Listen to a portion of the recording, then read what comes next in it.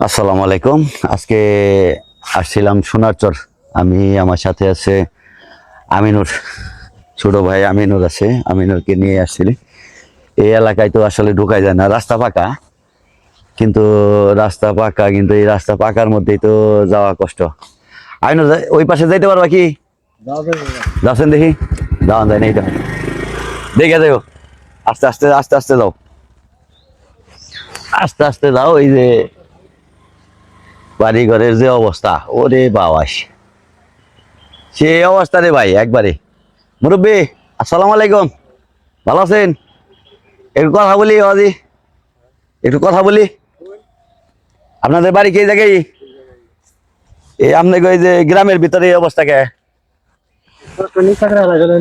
হ্যাঁ, নিচাকরণের জন্য পানি বাজে। এই যে মানুষ তো যাইতে পারবো না, আসতে পারবো না। এই যে যদি কোথাও ভাঙ্গা থাকে, গর্ত থাকে, হাউস করে পাইপ দিছাল পাইপ নামিয়ে দিছাল এদের জায়গা তো নাম্বার দেয় না পানি পানি নাম্বার দেয় না। পরে বন্ধ করে দিছে। ও, এই বাড়ি জায়গা তারা পানি নামতে দেয় না। দেখে এই যে এই বাড়িদের জায়গায় পানি নামে দেখে তারা নামতে দেয় না। যাই হোক, এই সাধারণ একটা বিষয় যে পানি নামতে দেয় না। পানি নামতে না দেওয়ার কারণে এই যে আমাদের যাতায়াতে ব্যাঘাত ঘটলো আর কি। আমরা তো সামনের দিকে এগোতে পারতেছি না। এটা হলো সোনারচর মধ্যপাড়া, সোনারচর মধ্যপাড়া বাসাইল থানা। এই যে পাকা রাস্তার মধ্যে আর কি এই অবস্থা। দেখার মতো একটা পরিবেশ, যে এত সুন্দর একটা পরিবেশ, যে সামনে একটা মসজিদ, বিশাল একটা মসজিদ। এই মসজিদের পাশে আর কি এই জায়গাটা।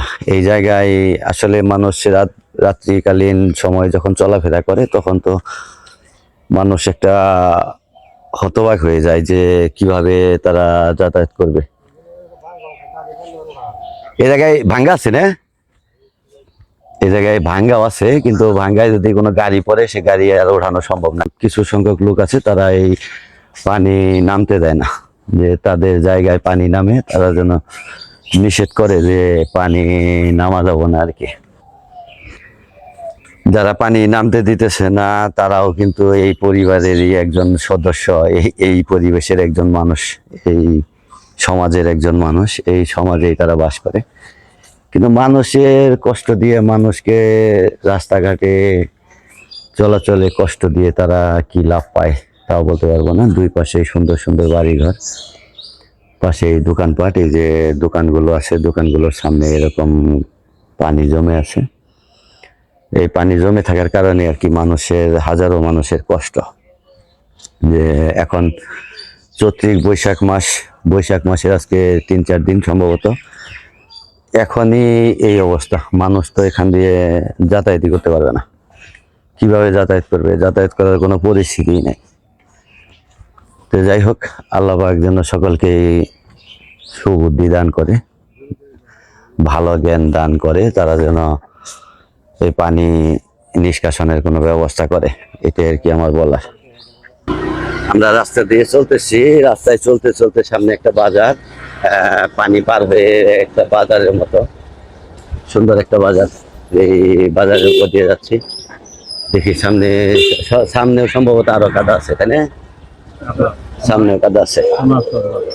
সোনারচরের মানুষ সোনারচরের, কিন্তু আসলে না, সেরকম পরিস্থিতি সেরকম ভালো না।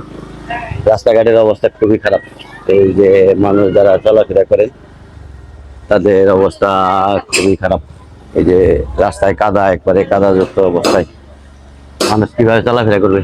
চলাফেরা করার মতো কোনো পরিস্থিতি নেই। সাধারণ গ্রামের মানুষ যেভাবে যাবে, এই দেখে যাবে, কিন্তু ওইটা গেলে কিন্তু একবারে একবারে খালে বইরে যাবে মনে করো। সাবধানে যাওয়া লাগবে।